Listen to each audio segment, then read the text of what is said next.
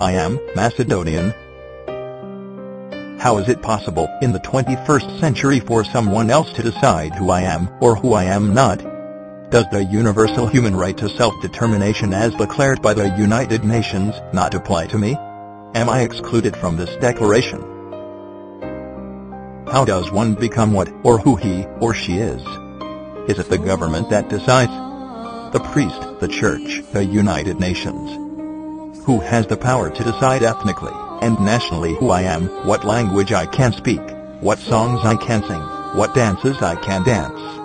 And if anyone has that right, who has given it to him or her? My parents are Macedonian, my grandparents were Macedonian, and my great-grandparents were Macedonian as were their parents, so what am I now? Chinese. Not that I want to be one, but even if I wanted to, I cannot be anything but Macedonian because all my ancestors were Macedonian. In the beginning of the 20th century, my ancestors struggled to free themselves and Macedonia from the grip of the Ottoman occupiers, as did the other nations in the Balkans. After 5 centuries of occupation, it was time for freedom, time for the Ottomans to leave. The spirit of freedom was felt everywhere, and blood was spilled to achieve it. Unfortunately, freedom to the Macedonians did not come easily, in spite of their effort. Not to Macedonia, and not to my ancestors. One tyrant was replaced by 3, and instead of gaining its freedom, Macedonia was again occupied and divided. Worse than before, in addition to losing their homeland, Macedonians now lost their identity, and forcibly were made into Serbs, Bulgarians, and Greeks. The struggle for the Macedonian name, identity, and language became, and 100 years later, is still a burden to all Macedonians, and a shame for Greece, Bulgaria, the EU, and the United Nations, who still insist on their non-existence. My ancestors fought hard for their identity, nation, and country Macedonia, but obviously not hard enough, because they did not understand the power of politics, and were naive enough to trust their neighbors, to have their best interest in their hearts, when hundreds of thousands of them joined in the fight against the Ottomans, to first free their neighbors, and then their own homeland Macedonia. Macedonians believed in a united Macedonia, and a Macedonia for Macedonians. Their neighbors, however, had different ideas.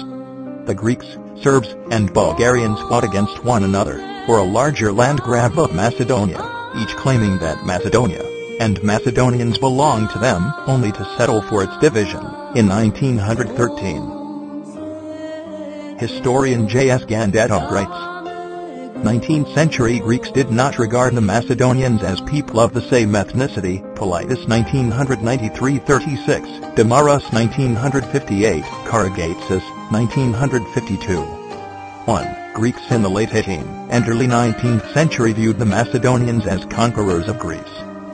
Only after the Megali idea took root in Greece did the Greeks embark on providing and securing evidence for their new political vision.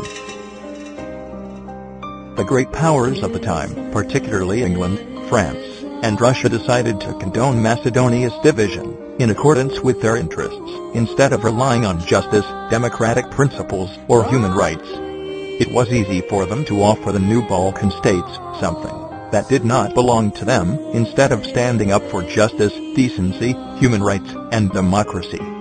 This is the shame of Europe. Europeans made a great mistake in the 20th century, and Europeans must fix it now. Serbia, to its credit, begrudgingly, but nonetheless, gave back its 1913 portion of the spoils to the Macedonians, to whom it belongs. Bulgarians and Greeks are still holding on to more than 2/3 of Macedonia.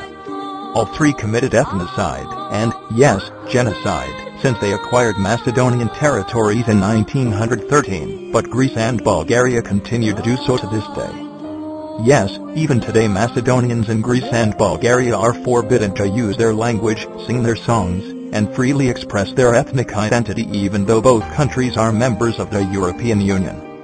Both Greece and Bulgaria accuse Macedonians of stealing Greek and/or Bulgarian history, as both will do all they can in their power to exterminate the Macedonian name, language, and history. Both claim that there is no such thing as a Macedonian nation, language, customs, or history. What about me, my ancestors, my parents, grandparents, great-grandparents, and millions of other Macedonians worldwide? What are we? Are we a mass of unidentified humans? A new species that just appeared on this planet out of nowhere?